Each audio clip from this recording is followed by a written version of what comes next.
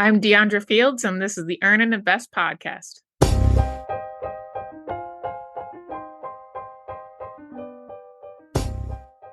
In my book, Taking Stock, A Hospice Doctor's Advice on Financial Independence, Building Wealth, and Living a Regret-Free Life, I talk about the effect that being told that you are dying has on your outlook on money and meaning.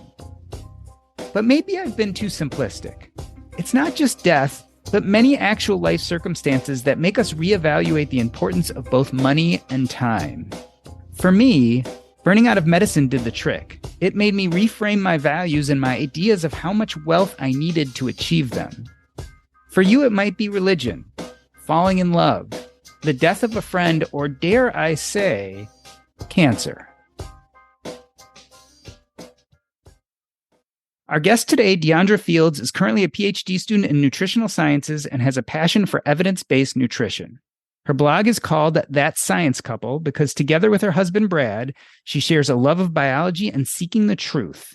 Her blog is an extension of all that she is passionate about, evidence-based science nutrition advice for long-term health, personal finance, as well as sustainable living. Diandra, welcome to Earn and Invest, Nutrition, Sustainable Living, and Personal Finance. I feel like one of these doesn't fit. Am I wrong? Oh, well, the question is, which one doesn't fit, Doc? Well, to me, I think personal finance doesn't necessarily go with nutrition and sustainable living, but maybe that's just my opinion.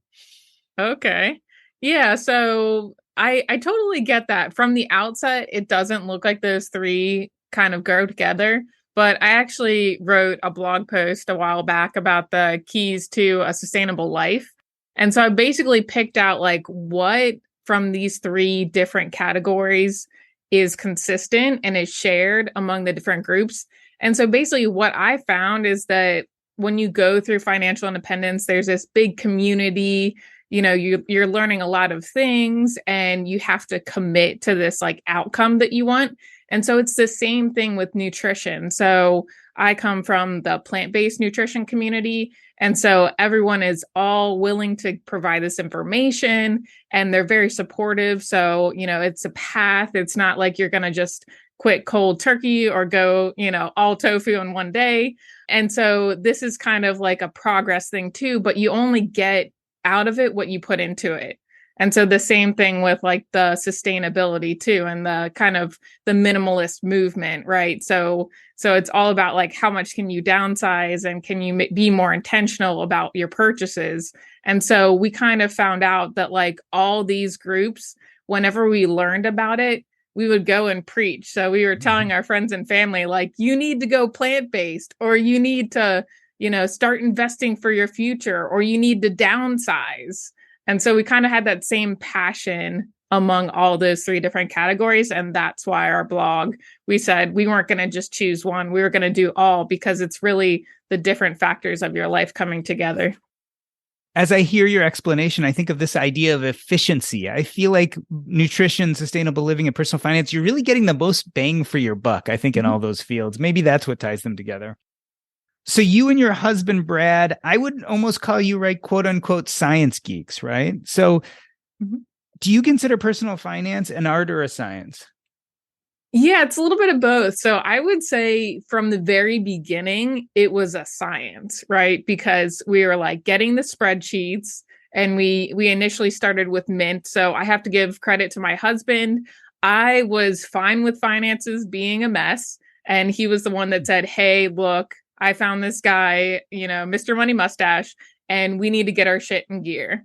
And so he was the one that was like, we need to do this. And we got all the spreadsheets and we just started kind of looking through and seeing like, where is our money actually going? And it was interesting because we would think we knew what we spent in a category, and then it ended up being a lot more. And so initially it was more just like setting the budget and making sure we're spending within our means. And then as we progressed, so we had started this in about 2014. So we've been on the path for a while, and now it's more of an art. So it's like we still want to do the life experiences. And so if we travel and we spend like $6,000 on a trip, that's $6,000 less that's not going to be invested. And you can look at it on the long term of like, what are you going to miss? And what that money could have been worth, or you could look at it as the experiences that you had and those memories. And so when we travel, we say it's worth every dime because it really wouldn't move our FI date that much sooner. It might just be a couple months for that one trip that we took. You describe that moment, which I guess was more Brad than you. Mm-hmm. You say in your blog, a few years ago, we quote unquote woke up and realized it wasn't fun still living paycheck to paycheck. What do you think spurred Brad to do that internet search or find that information that pushed you in this direction? Yeah, so he's originally an environmental science major. And when he graduated, there wasn't many jobs for that field. So he kind of stumbled upon the biotech field, which is where my degree was in, my master was in. So we actually met on the job. And so he was looking at like, how many years have I worked at this company and what do I have to show for it? And he just felt like after all that time, he didn't really have anything. And so it was just like, this is the time to, get in gear and say, we're going to stop living paycheck to paycheck. I mean, we moved in together after only dating for 6 months, which was really soon. But for him, his lease was up. And for me to move in with him was a financial decision of, hey, it will save him $400 a month, which means that 400 can go towards paying off his student loans or his car debt. And then we also were getting on board and like, how are we going to work together for that next step in our future? So you are currently a PhD student, and I get the feeling that you really love what you do. Why worry about financial independence at all? I mean, if you're kind of passionate about your job, you don't mind going about and doing what you're doing. Why even worry about such things?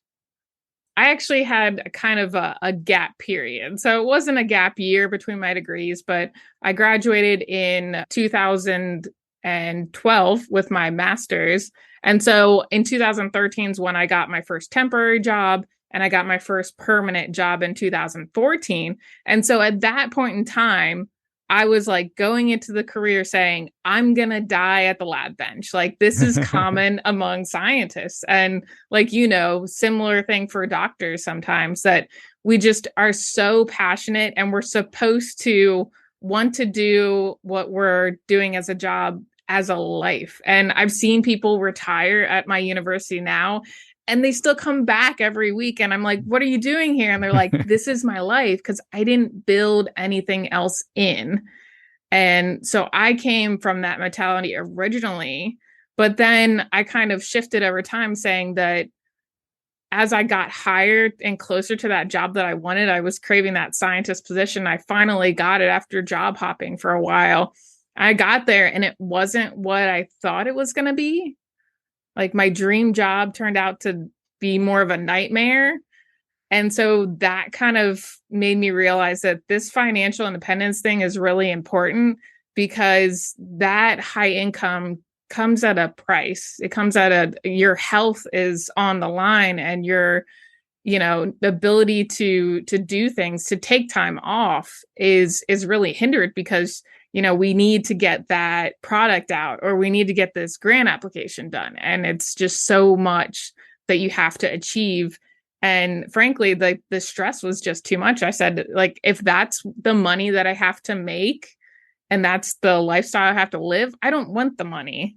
And I'd rather do financial independence and need less and also enjoy the now more. You mentioned these people who had retired and would come back to the lab because that was their life. Do you think we should envy those people, or do you think it should be a warning to us that we're not investing in other more important things? I think it's a warning. Hmm. So I think just originally, like, I was like, I want to win a Nobel Prize. And I told myself, but it's going to be after I die because most scientists don't get recognized during their lifetime. And so that was kind of a warning, red flag there that if I have to do all this work and I'm still not even going to be recognized until I pass away, then isn't there something that I could do now, like during my life, that may make a bigger impact? And so when they come back, I wonder, like, well, what else do they have outside of the research. And if they have nothing, then that's really sad to me. Like, some of them they'll go out and they'll have these crazy adventures and then they come back like a year or two later just to visit. So it's not across the board, but it's some people, they just gave so much that they had no time for hobbies or other passions outside of the research. Diandra, as we're talking about your career, obviously there were times when you looked very boldly at what you were doing and tried to decipher whether it was best for you or not. A part of your story we haven't talked about yet, but obviously must have had an effect, is your diagnosis of cancer. Tell us about when you were first diagnosed the first time. Yeah, so the first time was actually during my master's degree. So it was a decade ago now. And so what happened was, I was doing my research and everything. And as a graduate student, I didn't have health insurance for the long time. So it was before they put in place that you could stay on your parents till 26. This is great now. But at that time, I was kicked off my parents. And so it was only until I had gotten a TA position, so it's a teaching assistantship, and then I'd worked out how to get my own health insurance. And I actually got it through the Maryland healthcare program. So the Obamacare Act, that was great. I was able to get my own health insurance. And so I had, some lumps in my neck and they weren't going down. I went in, just thinking, okay, it's probably something small. And then it ended up being thyroid cancer. And so I was in graduate school. I actually ended up getting surgery over the summer. And so this was like a nice break period in my research. So I'd already collected all of my data and done my experiments. And I just recovered from surgery. I had like one dose of radiation. And then I just wrote my thesis. So I spent that summer recovering, and I chalk it up to like having that that master's program at the time didn't pay financially, but it gave me the ability to take care of my health. So having a couple months off, most people can't afford that. And I was at the right time in my program where I could just, get the work done and then spend a couple months recovering.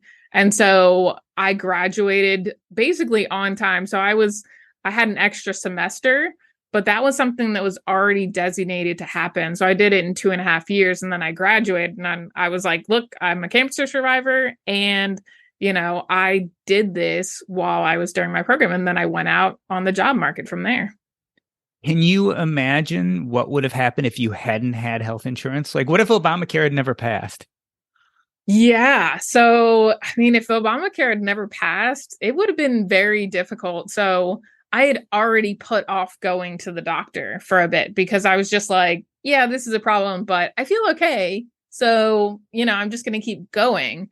And so, like, I was lucky. I had like my brother, he donated to me some money. He covered my deductible. And then I had another family member from another state who also sent me another chunk of change. And together that covered like the two parts, the deductible and the out of pocket.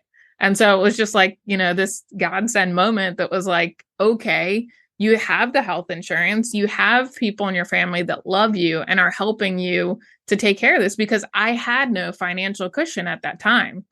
And so I think after, I left, after I graduated, that going through that experience, I thought like, well, yeah, what if I didn't have healthcare? The answer is I wouldn't have gotten treated, and it would have gotten a lot worse. And then if I didn't have that, financial cushion, I think that like going forward, I knew that I wanted to have that I didn't want to be living paycheck to paycheck, that I didn't want to have like, what happens if I have another health issue of some sort? I want to be able to pay for it myself. So even having insurance, I want to highlight this idea that it still cost you a decent amount of money, enough money that you had to borrow from several sources in order to pay for this. Yeah. Yeah. So I'll give you, just some perspective when people talk about that they don't make a lot of money. As a master's student in it was like 2010, my stipend was $11,000 a year. So, the healthcare that I had to pay for was only $2,000 for the year, but that's a huge chunk of my stipend. And I still had to pay taxes and fees on that stipend. So it's all relative. Like you could think about if you have like a high deductible plan now, but you're making 50 or 60,000. So you're paying, maybe $5,000 or $10,000 out of pocket. So it's all relative. Like that would have been very similar to what I had to do at that time. So I could imagine being in your position and thinking two things as I came out of this health scare. One part of me would be like, you only live once. I just had cancer. I'm going to really enjoy myself. Maybe I'm going to spend whatever little money I have. The other side of me would say, this could happen again. I better start saving. How did it affect you? I was kind of in between. The reason being that the master's that I was in was cell and molecular biology. And the reason that I did that is because I wanted to be a cancer researcher. Hmm. So I sat there and I thought, there is no way that I am going to let cancer prevent me from following my dreams and going down this career path that I've worked so hard to get through. I just spent 6.5 years in school, if you count the bachelor's. There's no way that I'm just going to like roll over, right? So I was more passionate and I was more like, okay, like, look, if you look at famous like female scientists, there's a woman, Rosalind Franklin, and she was the one that discovered DNA with the X-ray crystallography. She died around the age of 40. And so that kind of got into my head of like, look, if she did all this work with radiation, that's why she got cancer and she passed away. I need to do as much as I can now to make that impact in the field, because who knows, like, will I make it to 40? I was questioning that at that point in time. Like, I don't even know how much time I have. So money wasn't so much of a driver as me pursuing that path and saying like, I had friends, like once I got my first permanent job, that they were okay not moving up for, 5 years at a time. And I had that sense of urgency that's like, you need to move now. Like you need to progress and go after those different jobs. And they didn't all turn out great, but like I learned what I didn't want to do from job hopping. Yeah. So not so much of what I wanted to do, but what I didn't want to do. We are part of the financial independence retire early community. A lot of people have dropped the retire early portion, but not everybody. And I wonder if your experience going through having cancer, your experience having just gotten health insurance, do you feel differently about the nature of employment? Like, was there a point where you're like, oh, employment's not necessarily a bad thing. I have health insurance. I have some stability here. Did it change kind of how you feel, or even how you would talk to someone who's telling you, boy, I can't wait till I'm financially independent so I can get away from working for someone else? Do you think your opinions are any different after going through this?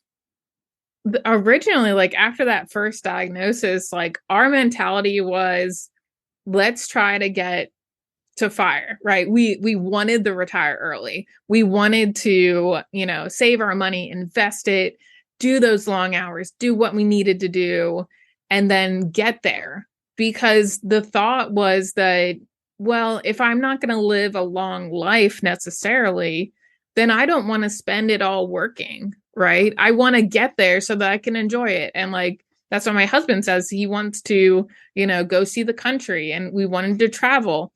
And we wanted to do these things while we were still healthy.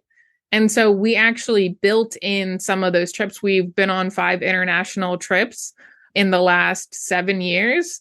So we kind of like stacked them up and said, we're going to experience this now, but we're not running away from the jobs. We just wanted that financial security so that if for some reason I couldn't work, that we had that safety net there. And as far as the health insurance goes, the healthcare.gov is still really great for people who are, retired and financially independent, because we even looked at, for like when I graduate, if we have to buy health insurance through that system because we're working part-time, then how much would it cost? And we just like put that into our projected budget. So it might cost us $700 a month. That's what we calculated. That's okay, because we know that going into it. So it will be in our budget. As you talk about your experiences, you say we often. So you're talking about Mhm. how you and Brad experience this. Do you think his experience of this was any different than yours? Obviously, you were going through the procedures, you were going through dealing with this idea of having cancer yourself, but how do you think it affected him kind of both emotionally and as well as his beliefs about money? Yeah, so with the thyroid cancer, that was actually before we met. So I, got introduced to him at work and we were, just talking and I let him know, I looked at him straight in the eyes and I said, I'm a cancer survivor.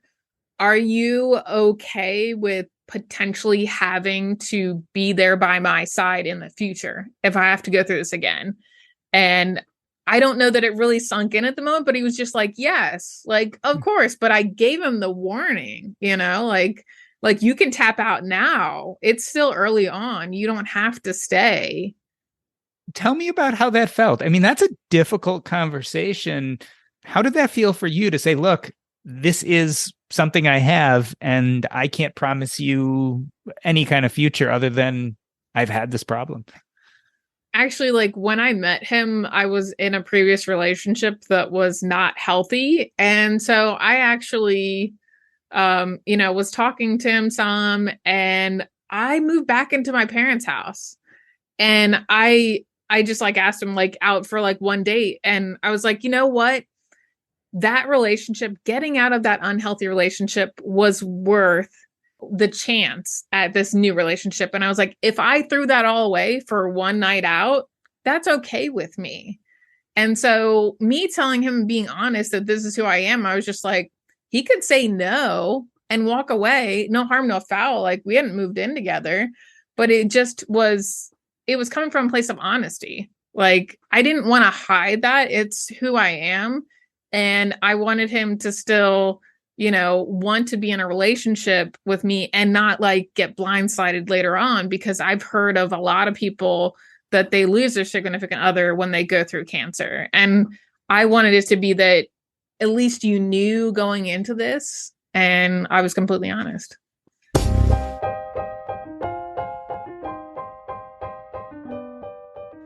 We are talking to Diandra Fields, who blogs at That Science Couple, and we are talking about the effect of being diagnosed with thyroid cancer had on both of her emotional and financial lives.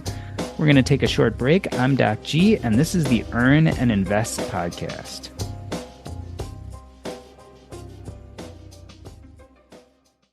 Yo, everybody. Today, as we listen to this episode with Diandra Fields, we're talking about how her medical issues, her diagnoses of cancer, have changed the way she thinks about financial independence and life in general.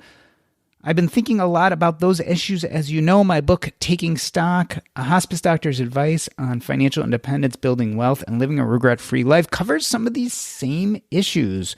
What happens when a person realizes they're terminally ill? In a lot of ways, it gives them permission to start thinking about those things that they always were putting off. That's the idea behind my book. I think it's also part of the idea behind what Diandra is saying. There are things that are important in life, and we need to start thinking about them now before it's too late. There's no better day than today. I hope you enjoy the rest of this episode, and don't forget to check out my book, Taking Stock. You can find it on Amazon or go to earnandinvest.com/book.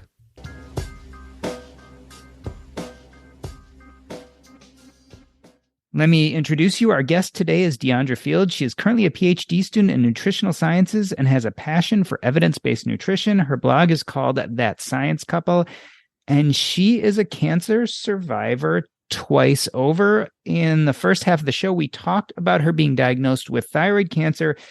Diandra, tell us about what happened in 2022. Your health took another turn that you were not expecting. 2022 has been a year, that's for sure. So, kind of goes back a little bit further than that. So, after going through thyroid cancer, I kind of wanted to do what I could lifestyle wise to prevent a second cancer because I've met so many cancer survivors through Relay for Life walks and the American Cancer Society. And they would always come back year after year with, oh, that cancer is gone, but I have this new one. And so to me, it was an awakening of, well, what are we doing as far as prevention? And most doctors just tell you to like eat what makes you feel good and to, exercise a little, but they're not giving you like real guidance. The only dietary recommendation I got with thyroid cancer was to have a low iodine diet. And the reason for that is because the thyroid absorbs iodine, and iodine comes from salt. So it basically meant a low salt diet, which is a good thing, but it stopped there. And so basically, I had been accumulating these things of like, well, what can I do? What can I learn? And so I had gone plant-based a couple years back with my husband. We started doing daily smoothies, getting into yoga, all this kind of lifestyle things. And then in the summer, I was working out at the gym. And so this was summer of 2021. And I was doing some stretches and some weightlifting, and I felt a tear in my chest. And it turns out that that was the cancer was basically becoming invasive at that point. And so I Google and try to, of course, Google will give you the worst case scenario. So I knew that as a scientist, like, probably discount the worst case scenario and what is more likely, what is more common. And they said, like, you could just have, muscle fibers being torn, and then you can have fluid buildup. So I kind of put that on the back burner because I was actually helping to take care of a family member at that time. And it meant a lot of cross country trips to go see them and being in the hospital with them and just like constantly trying to be there for my family. And so I had to put my health on pause because it wasn't that bad. That's what we'll say. It wasn't that bad. And so January hits and my family's, health crisis has kind of subsided. It was a sigh of relief. This family member is doing amazing right now. And I'm so happy that I could be there for them. And that's when it hit me. And I had to start taking care of my health. So I went in for just, my normal OBGYN appointment and mentioned that. And she's immediately like, all right, you're going off to an ultrasound and an MRI. And within that week, I had the diagnosis. So it went from you're taking care of someone else to now you're taking care of yourself and you're going through this again. Tell me about that moment. I mean, you're a scientist, so you have a certain amount of detachment, but I imagine that was really hard to hear. It was definitely not what I wanted to hear. And it's interesting because I had just gotten trying to look for a therapist. I was like looking for a therapist. I'm like, I want to get rid of this baggage that I've carried for so many years of worrying that my cancer would come back, that I would have a secondary cancer. And I was ready to take this baggage and get rid of it. And then this happens at that moment that's just like, you haven't worked through it. So I basically, with thyroid cancer, like I said, I took a break during my program, but I picked myself up and I kept going. And so I didn't really acknowledge what happened, and I didn't really make changes to prevent the future until a few years later. So for me, going through this, like, it was almost a sigh of relief for a little bit because the worry was not that I would die from cancer, but I would have a second one. And it happened. So now it's just like, well, the worst case scenario is over, right? I'm in it. So I already had to kind of face my mortality with the thyroid cancer. I was 23. Like, that's not normal. You don't normally go through a cancer diagnosis that young. So I had to think about my life and where I wanted to go. And so now with this was just like, well, I'm going to do whatever I want to do because life is short, and I'm going to put myself out there and I'm going to do as much as I can. And actually, like, within a week of my diagnosis, I launched my evidence-based nutrition coaching program. And it would have been so easy to just say no and turn that off and just not do it.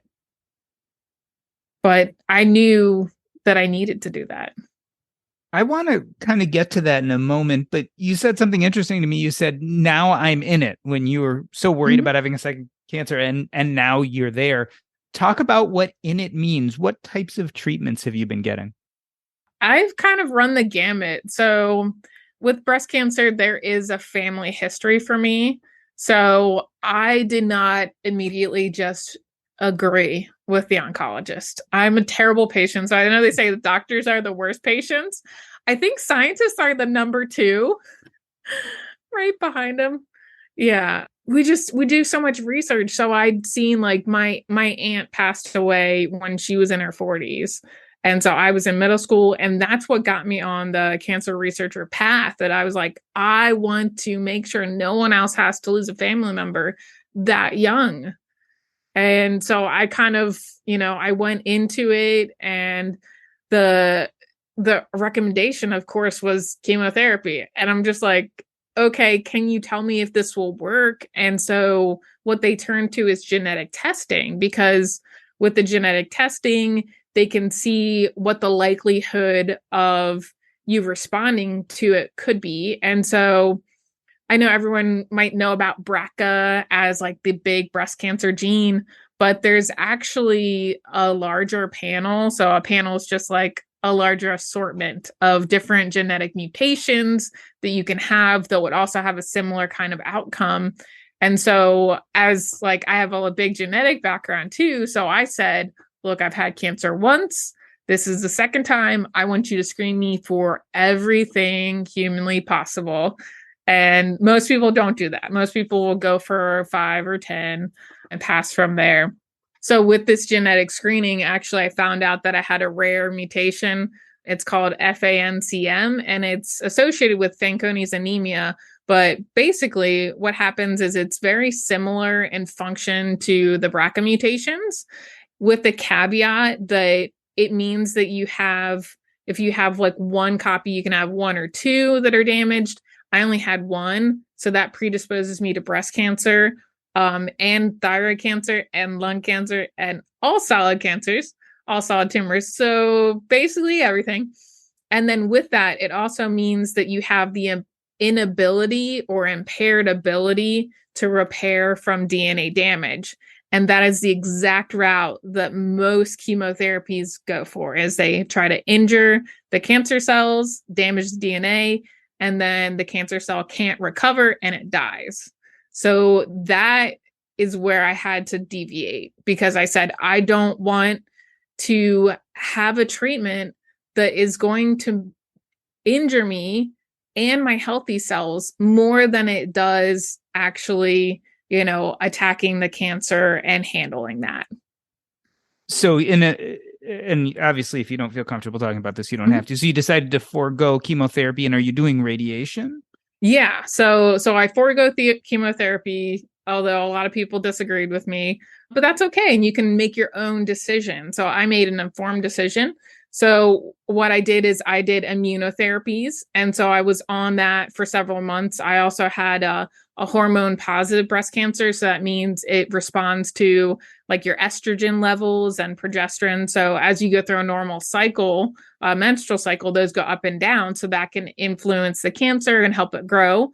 So I did estrogen therapies to basically turn off that, that pathway. So I said, I'll go into early menopause. And my oncologist at the time, she told me the big benefit of chemotherapy for women who have hormone positive cancers is that pathway, because the ovaries will take that up and they usually get damaged too. And so you have, for a short period of time, maybe 6 months to a year, where they're not functioning before they can recover. And so I did that. I did an immunotherapy, which basically works inside the cells, and it's any rapidly dividing cell would get targeted with that. And then I went on a trip with my family to Italy, and we came back. And after that, I got a scan again, and it showed that, it was still progressing some. And so at that point, I got surgery, and I followed that up with the 30 rounds of radiation. So I did kind of the gambit, everything but chemo. And then some people refer to the immunotherapy I'm on as chemo without the IV. So let's talk about what's come of this. How do you think your relationship to money has changed after this second diagnosis?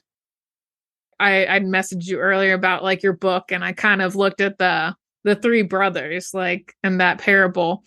So I feel like I came in being the youngest brother, the scientist. I'm going to work till I die.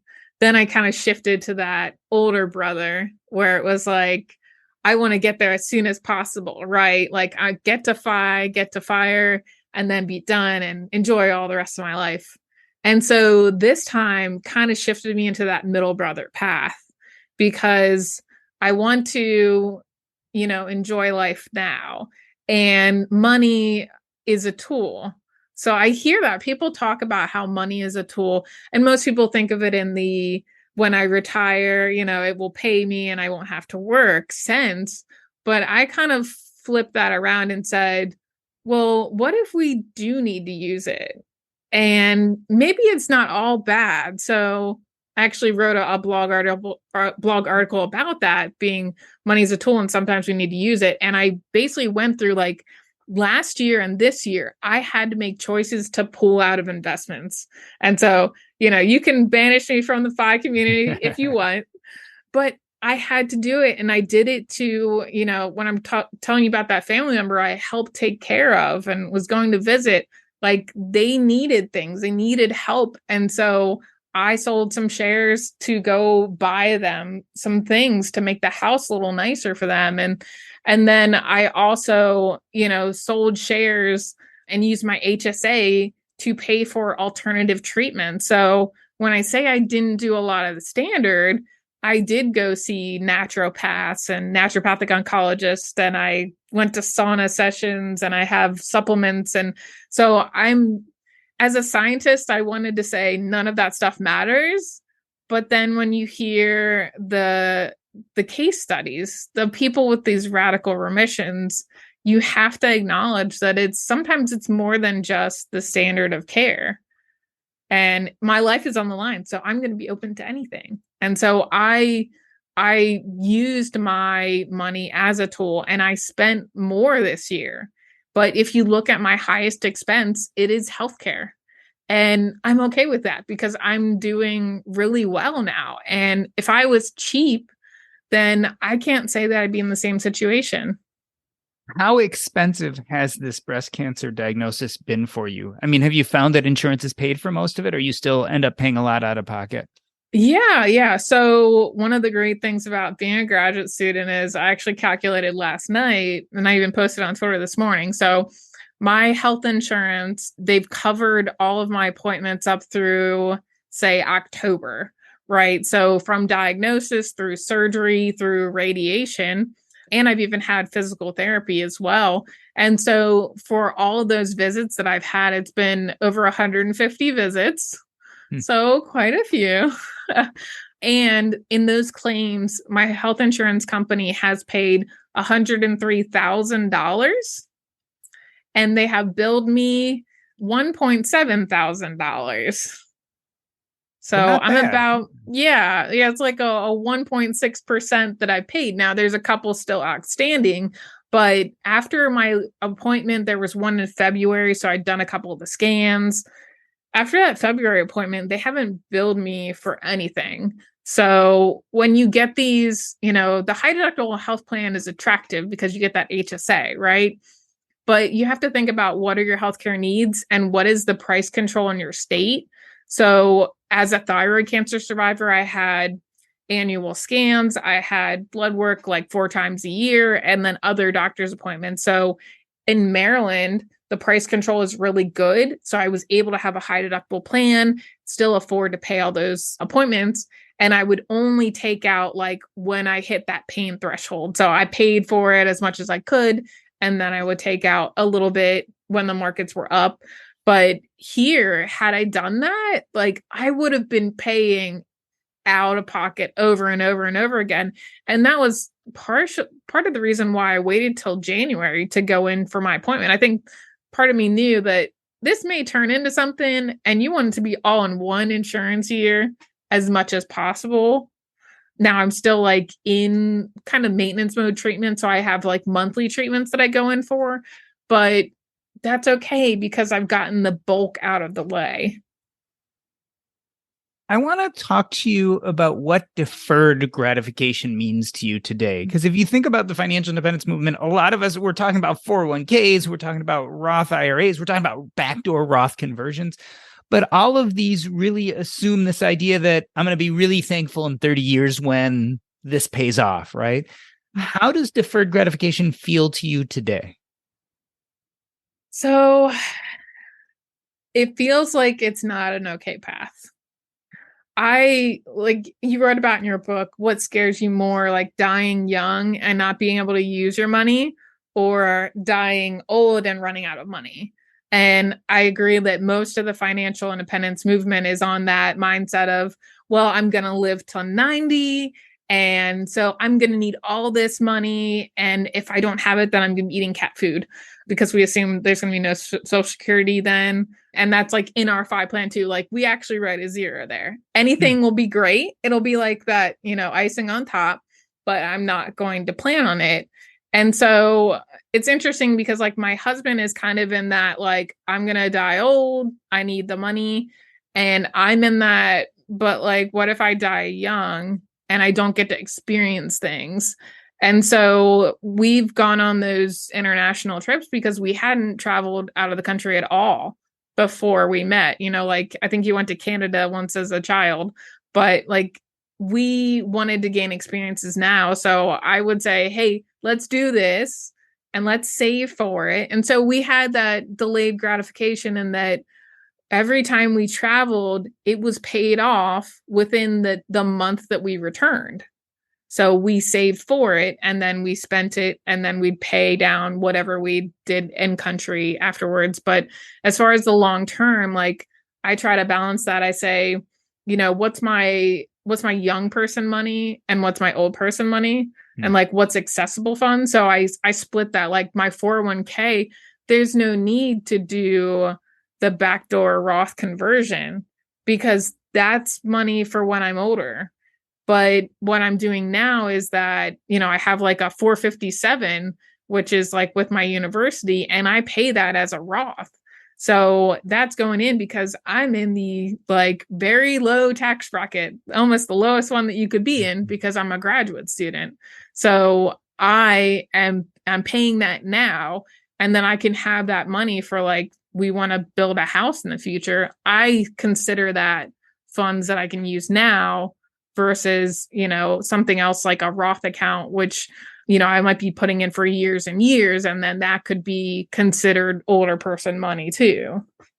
I like that. Younger person money, older person money. So, Diandra, if I had a magic wand and I should say, poof, Diandra Fields, you are now financially free. You have all the money you will ever need. How would your life be different?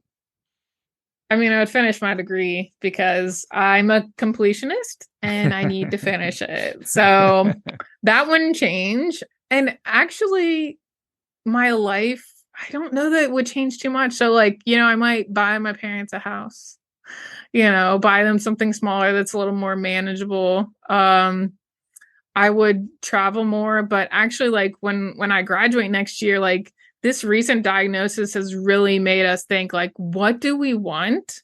And if we don't know how much time we have, we need to do that now. So, like, our plan is to get like a camper and we want to be location independent.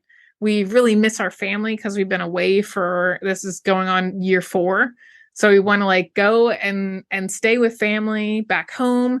And then we want to travel down the coast and there's a couple families down there that we want to spend time with and then like hit the road and see some of the country. And I made a conscious decision in my program to choose a lab that I'm an analyst in. And so I can work remotely.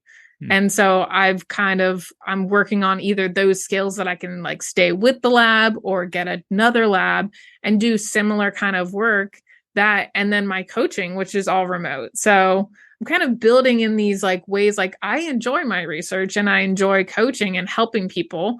And so if I'm financially independent, I would still want to help people, and I would still want to see the country. And so it would just maybe take a little bit of the pressure off, and then I could spend more on my health. So honestly, like that's probably what I would do would be spend more where I'm already spending it. So, what do you want the personal finance world to know about your experiences with cancer? What can they learn from your struggles? I think the number one thing for me is that it's easier to maintain your health than it is to regain it. So I've put a lot of work in this year to get back to even. And so I think that instead of like working those extra hours, like how can you take care of yourself? Like if you aren't working out anymore because your commute's too long or you're drinking more because you're stressed out at work, then like how can you, you still need to do well at your job, but is that trade-off really worth it? And can you pull back a little bit? Like I know you've gotten like the best parts of your job is what you boil it down to. And some people like they really need that money, but I think like when you have FU money, like we've had a couple times where we had that big stockpile of cash and we just like would do our own thing and we do that like ask for forgiveness not for permission, right? Like I kind of shifted to a partial remote job and it was just because I was driving so much. I was an hour and a half on the road one direction to my high paying job, and when I started showing that I was producing more working remotely, they wanted me to work remotely. And so I think like we should not chase that high income, but what is a step down from that? And maybe it extends your time to five by a year or two, but like how many experiences can you have now so that in case you get hit with that diagnosis or major home repairs or like something that just throws your life up and you're not really sure what's going on next, you can say like, look, along the way I did these things. So I'm like kind of in that slow fi movement. And Jess from the Pioneers, she was my first coaching client, and so we talked all about this, about how like we need to enjoy the journey, right? We need to do it now. Diandra, are you optimistic about the future? Oh, absolutely. Yeah. So when I said before that I was like, I don't know if I'm gonna die, young, actually, like with my husband Brad, like we joke about it, like we're gonna live to 105. We're like, look, we're plant-based, and every time I go into doctor's appointments, they're like, are you on this medication? Because it doesn't look like it. And then like they'll just see like one little thing in my blood work that gives an indication of yes, you're taking it. But they're like wondering, why are we not seeing those side effects and those symptoms? And I like told my oncologist, I was like, yeah, I just did 2 hot yoga classes this week. And she was like, what?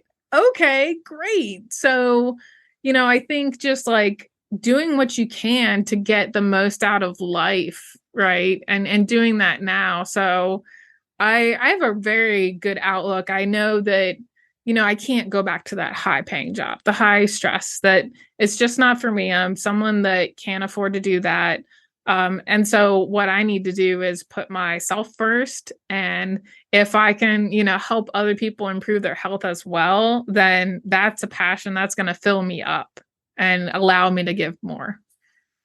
Well, Diandra, I wanted to thank you for coming on the show today. It's a complicated question. How do we wake up in our lives and yet still learn how to defer gratification enough to take care of our future self as well as ourself today? Hearing your story has been incredibly instructive. I want to end this episode the way I end every episode by asking you what is up next in your life and how can people get in contact with you if they want to. So first and foremost, what's coming up next in your life? Yeah. So coming up next in my life is I'm accepting clients for my evidence-based nutrition coaching program. And so I have 2 different types. I have a monthly coaching program that goes for 6 months. So that one's a little bit more free form and it's not as in depth, but it's more if you need that accountability partner, then that's me for you. And then I have the second one, which is more like if you're dealing with like food allergies and you just can't figure out what's going on, or you have a chronic illness. So maybe you have cancer or diabetes or heart disease, then I have that more in-depth, like one-on-one kind of walking you through and trying to make these adjustments quickly so that you can see progress. So that's what I'm doing. I'm expected to graduate in May of 2023. with my PhD. And early next year, we're going to be at Economy. So hopefully we can see you there. And then we're also doing a Camp Mustache. Yeah. So I think that's about it. What other kind of things are we doing? I'm working on a book, which may come out next year. So we'll have to see how that goes. But yeah, we're doing lots of things, and we'll be traveling next year. So hopefully we can meet more people in the FI movement then. And what is the best way to reach out to you if people have questions? Mm-hmm. Yeah, so we're That Science Couple, and you can go to our blog, thatsciencecouple.com, or we're most active on Twitter. So it's science_couple. We're also on Facebook and Instagram occasionally. So that's where they can reach us. This has been the Earn and Invest podcast. On behalf of myself, Doc G, I wanted to thank Diandra Fields. That's a wrap.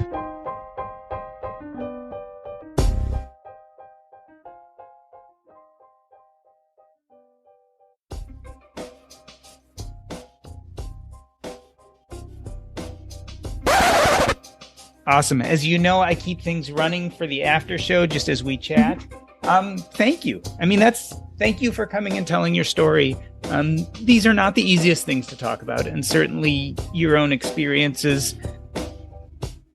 I know you've gotten them out there on That Science Couple, etc., but it's also brave to get out there and just talk and speak your truth. And I'm glad you did. Thank you. Yeah, I'm glad to be able to share this, because I know a lot of people think that when they get older, that's when they'll have to deal with this, and they expect that. But you don't really realize like what kind of a toll it will take if it hits you when you're young. And just like, that's why I wanted to start the coaching. Like, if I can help people get on track now, like I don't see the point of rushing to financial independence if you've lost your health along the way. And so, like, if I can just give one thing, it's to just put the effort in now. Like, no matter how small it is, like, it will pay off over time. And Diandra, I do not sense from you at all any like, poor me. Like, I don't sense that in you whatsoever. I mean, people can't see you, but you have a big smile on your face. You're animated. Like, you don't sound like the person who spends a lot of time worrying about such things. Yeah, no. I mean, you just, like, this is our life. And of course, I would love to not have it, but I can't, sit and dwell in that. So, like, what I do is, like, I sit there, I feel the emotion, I get upset, I get angry, I cry. It's fine. But then it's like, but what are you going to do with that? And so I can be all in myself and just say, woe is me, pity me. Or I can make my dreams come true. I can be on the Earn and Invest podcast as a guest. Like, that's awesome. That's a dream. You can also do more amazing dreams than that. Yeah, I can write a book. Like, I'm making these awesome connections in the financial independence community that I say, like, it doesn't matter where I came from. It's where am I going? And this is my tribe that I've finally found. And I'm not going to give that up easily. Yeah. It's a good tribe. And it's a good place to be. I think, as you know, my story, I mean, when you find where you belong, it's incredibly energizing. Mm-hmm. And you start getting this real sense of, oh, this is what I'm supposed to be and who I'm supposed to be around and what things are supposed to look like. Mm-hmm. And clearly, I mean, I can see it in your face. You're in the midst of that, right? You're in the midst of saying, oh, this is where I belong. It's a very nice feeling. Mm-hmm. Yeah, I think that helped me power through too, because, I had one day where, I had a client meeting. I had one of those like free one-on-ones that I do to see if someone would be a good fit for my program. And then I had like an email from someone who, like, I had just kind of helped in the early beginning, but she didn't even sign up. And she was like, look at all these awesome things that are happening, and you are my inspiration. Wow. She's like, I have your checklist on my counter. And I'm just like, this is the life that I could live. And my therapist is like, no, that is your life. That's the life you're living. Live that today. Yeah. And it was just amazing. Yeah.